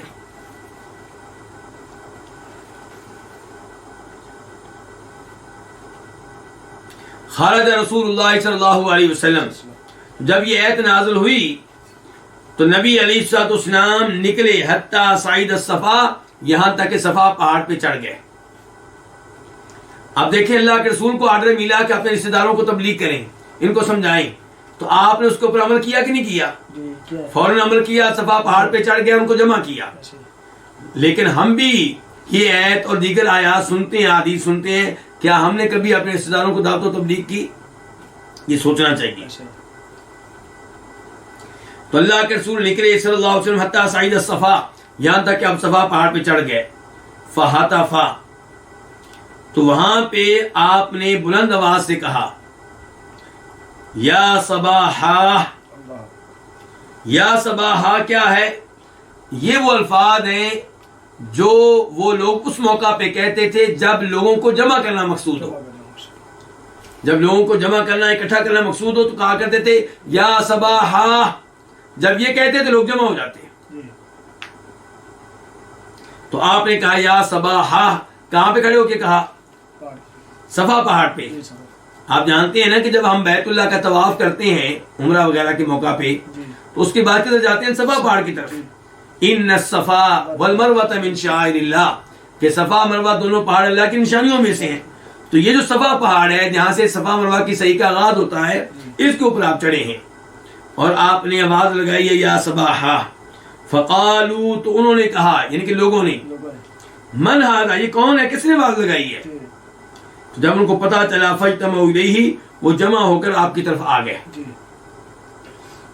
فقال، تو آپ نے کہا ارأیتم ان اخبرتکم، مجھے یہ بتاؤ اگر میں تمہیں بتاؤں، ان خیلا تخرج من سفح ھذا الجبل، کہ ایک لشکر نکلنے والا ہے اس پہاڑ کے نیچے سے، اس پہاڑ کے دامن سے، اس پہاڑ کے دامن سے ایک لشکر ہے دشمن کا، وہ نکلنے والا ہے. اکنتم مصدقیہ، کیا تم میری اس بات کی تصدیق کرو گے، مجھے سچا قرار دو گے، میری بات پہ یقین کر لو گے؟ قالوا، انہوں نے کہا ما جربنا علیک کذبا، کہ ہم نے آپ کے معاملے میں جھوٹ کا تجربہ کبھی نہیں کیا. یعنی کہ ہم آپ کی بات کیوں نہ مانیں جبکہ ہمیں پتا ہے کہ آپ ہمیشہ سچ کہتے ہیں. آپ نے کبھی جھوٹ نہیں بولا، تو پھر کیا وجہ ہے کہ ہم آپ کی بات کو کا انکار کر دیں اور تصدیق نہ کریں؟ یعنی کہ آپ ہمارے ہاں صادق ہیں، سچ کہنے والے ہیں، تو ہم آپ کی بات مانیں گے. قال، تو آپ نے کہا فإنی نذیر لکم بین یدی عذاب شدید، تو بے شک میں تمہیں ڈرا رہا ہوں، میں تمہیں ڈرا رہا ہوں ایک شدید عذاب سے پہلے، یعنی کہ تم پہ شدید عذاب آنے والا ہے، میں تمہیں پہلے سے وارننگ دے رہا ہوں. یعنی کہ توحید کو اپنا لو اور مجھے نبی مان لو، میرا کلمہ پڑھ لو، ورنہ پھر تم پہ شدید عذاب آنے والا ہے. قال ابو لہب، ابو لہب بھی وہاں پہ موجود تھا، اس نے کہا تبا لک، تیرے لیے ہلاکت ہے، تیرے لیے بربادی ہو. ما جمعتنا الا لہذا، تو نے ہمیں صرف اس کام کے لیے جمع کیا تھا، اکٹھا کیا تھا. ثم قام، پھر وہ کھڑا ہو گیا. کون؟ ابو لہب. یعنی کہ آپ کی اس انداز سے توہین کر کے اور آپ کی تکذیب کر کے وہ کھڑا ہو گیا اور چلا گیا. فنزلت، تو یہ آیت نازل ہوئی، تبت یدا ابی لہب وتب، ابو لہب کے دونوں ہاتھ کیا ہو گئے؟ ٹوٹ گئے، تباہ و برباد، تباہ ہو گئے. وتبا، اور وہ خود بھی برباد ہو گیا. آگے کیا؟ وقت تبا ہاکذا قال الاعمش یومئذ، یعنی کہ یہاں پہ تو ہے نا تبت یدا ابی لہب وتب، لیکن اعمش نے اس دن اس طرح پڑھا تھا کہ وقت تبا، وقد تبا، یقیناً وہ تباہ ہو گیا. اچھا جی، اب یہاں پہ ہم نے دیکھنا ہے چند مسائل کو. نمبر ایک، ابو لہب کون ہے؟ آپ کا سگا چچا. کیا نام تھا؟ عبد العزیٰ بن عبد المطلب. نبی علیہ الصلوۃ والسلام اپنے سگے چچا کے دل میں توحید داخل نہیں کر سکے، ایمان داخل نہیں کر سکے. اس سے پتا چلا کہ آپ مشکل کشا یا حاجت روا نہیں تھے، مختار کل آپ نہیں تھے. دوسرے نمبر پہ یہ سبق ملا ہمیں کہ جب آپ اپنے رشتہ داروں کو تبلیغ کریں گے تو آپ یہ امید نہ رکھیں کہ وہ سارے آپ کے گلے میں ہاتھ ڈالیں گے اور آپ کی دعوت و تبلیغ کو فوری طور پہ مان لیں گے، بلکہ آپ کی مخالفت کی جائے گی آپ کا ہو سکتا ہے سگا باپ آپ کی مخالفت کرے، ممکن ہے سگا چچا مخالفت کرے، ممکن ہے سگا ماموں آپ کی مخالفت کرے.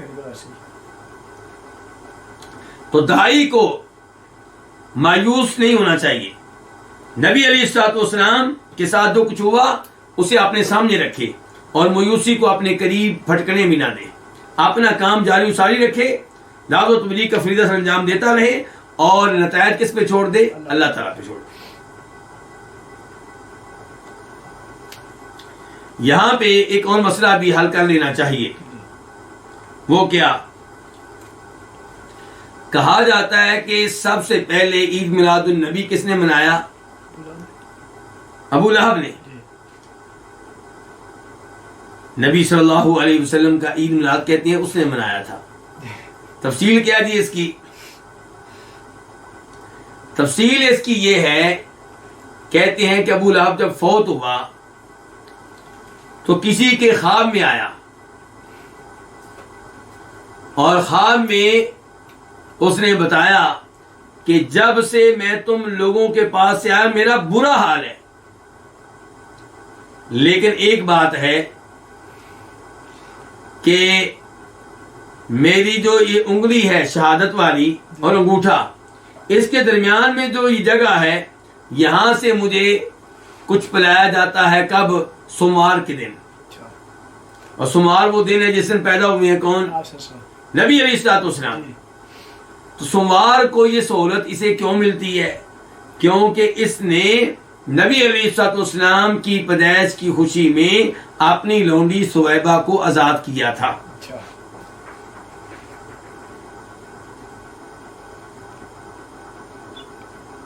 اچھا اب دیکھیں، قرآن کہہ رہا ابو لہب کے ہاتھ کیا ہو گئے؟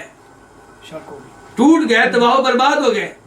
اور یہ خواب کیا کہہ رہا ہے کہ جناب والا ہاتھوں کی ایک جگہ سے اسے سوموار کے دن کچھ نہ کچھ پلایا جاتا ہے. تو آپ قرآن مانیں گے یا یہ چیز مانیں گے؟ ظاہر آپ قرآن مانیں گے. تو اس سے پتا چلا کہ وہ کہانی غلط ہے.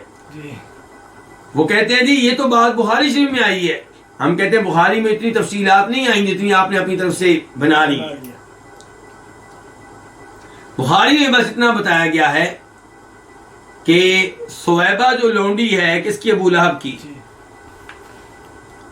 اس نے نبی علیہ الصلوۃ والسلام کو بھی دودھ پلایا تھا اور ابو سلمہ کو بھی دودھ پلایا تھا، ام سلمہ کے خاوند کو.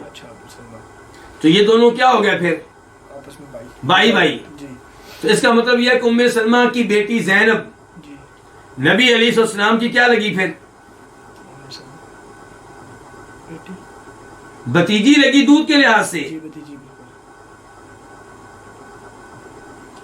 آپ لوگوں کو شاید وہ حدیث یاد ہو، وہ بھی بخاری شریف میں آئی ہے کہ ام حبیبہ جو آپ کی وائف ہے ابو سفیان رضی اللہ عنہ کی صاحبزادی، انہوں نے ایک دفعہ کہا تھا نبی علیہ السلام سے کہ اللہ کے رسول آپ میری بہن سے شادی کر لیں. آپ نے کہا کیا تم یہ پسند کرتی ہو کہ میں تمہاری بہن سے شادی کروں؟ کہا اللہ کے رسول پہلے کون سی، میں اکیلی آپ کی بیوی ہوں، پہلے بھی تو میرے ساتھ کئی عورتیں شریک ہیں، تو میری بہن اگر اس خیر میں میری شریک بن جائے تو اس سے بہتر کیا ہوگا؟ تو آپ نے کہا کہ وہ میرے لیے حلال نہیں ہے. تو ام حبیبہ نے اس موقع پہ یہ بھی کہا تھا کہ ہم سن رہے ہیں کہ آپ ام سلمہ کی بیٹی زینب سے شادی کرنے والے ہیں. تو آپ نے کہا تھا پہلی بات یہ ہے کہ وہ میری وائف ام سلمہ کی بیٹی ہے اور بیوی کی بیٹی سے آپ نکاح نہیں کر سکتے. پھر آپ نے کہا تھا کہ اگر میری بیوی کی بیٹی نہ بھی ہو، میری ربیبہ نہ بھی ہو، تب بھی میرے لیے حلال نہیں ہے، کیونکہ رضاعت کے لحاظ سے، دودھ کے لحاظ سے میری کیا لگتی ہے؟ بھتیجی لگتی ہے. مجھے اور ابو سلمہ کو سویبہ نے دودھ پلایا ہوا ہے.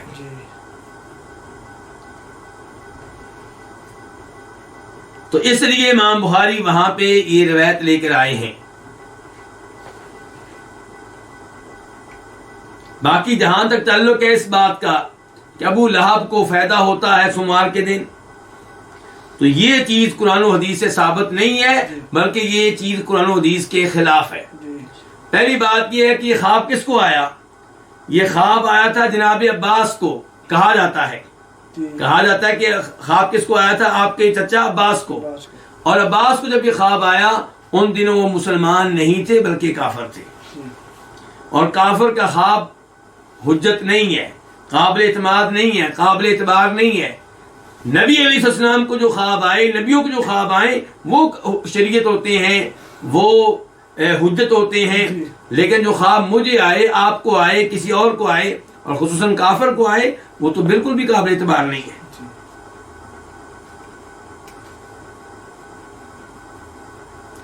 اس کے علاوہ یہ بات ہے کہ یہ بھی کہیں سے ثابت نہیں ہو سکا کہ ابو لہب نے نبی علیہ السلام کی پیدائش کی خوشی میں صہیبہ کو آزاد کر دیا. یہ بھی چیز کہیں سے ثابت نہیں ہے.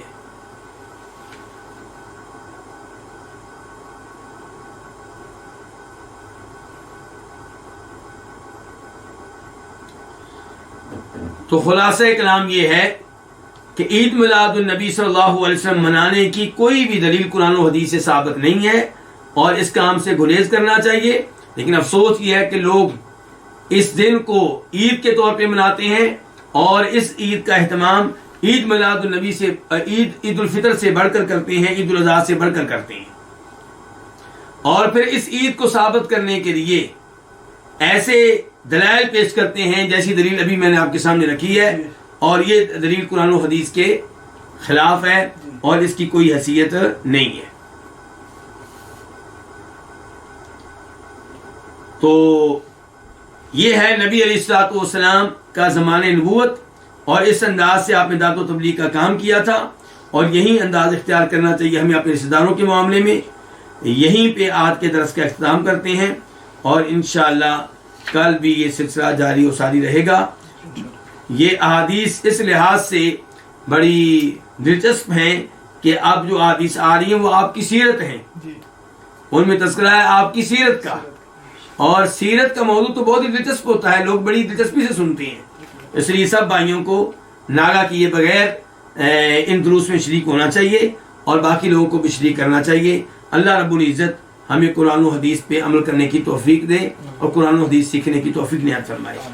آخر میں یہ کہ ہمارے ایک بھائی ہیں وسیم سلفی صاحب، بنگلور سے ہیں، وہ ہمارے ان دروس میں شریک ہوتے ہیں، لیکن آج کل وہ کورونا کی وجہ سے شریک نہیں ہو پا رہے، بیمار ہیں. دعا کریں کہ اللہ تعالیٰ ان کو بھی اور وافی کے دروس میں شریک ہونے والے تمام بھائیوں کو شفا دے. اور ہمارے وہ ساتھی جو وافی کے دروس میں شریک تھے اور فوت ہو چکے ہیں، اللہ تعالیٰ ان کی قبر منور فرمائے، ان کی قبر کشادہ فرمائے، ان کے درجات بلند فرمائے، اور انہیں طالب علموں والی جو موت ہے وہ دے. اس کے ساتھ ساتھ جتنے بھی لوگ وافی کے دروس میں شریک ہیں، اللہ سب کی پریشانیاں دور فرمائے، سب کی مشکلات دور فرمائے، سب کو اللہ تعالیٰ توحید و سنت پہ قائم و دائم رکھے، آزمائشوں سے محفوظ رکھے. سب کو اللہ تعالیٰ اپنی اولاد کی قرآن و حدیث کے مطابق تربیت کرنے کی توفیق دے. اور ہمارے وہ تمام بھائی جو اس سلسلے کی یعنی کہ دروس کی کامیابی کا سبب بنتے ہیں، ریکارڈنگ کرنے والے، یوٹیوب پہ ڈالنے والے، اور اس کا اعلان دینے والے، عبد المحسن بھائی، اور ہمارے دانش بھائی، احسان اللہ بھائی، اور ادھر ہمارے شیخ شمس الزمان حفظہ اللہ، اور منظور بھائی، اور دیگر احباب جو ہیں تمام کے اللہ تعالیٰ محنتیں قبول فرمائے. روش بھائی بہت بڑا سبب ہے اس دورے کے انعقاد میں، اللہ تعالیٰ ان کی محنت بھی قبول فرمائے، اور اللہ تعالیٰ کرے کہ ایسے دورے چلتے رہیں اور صرف علم پہ مبنی ہوں اور دیگر امور سے محفوظ ہوں. وآخر دعوانا الحمد للہ رب العالمین، وصلی اللہ تعالی علی نبینا محمد وآلہ وصحبہ اجمعین.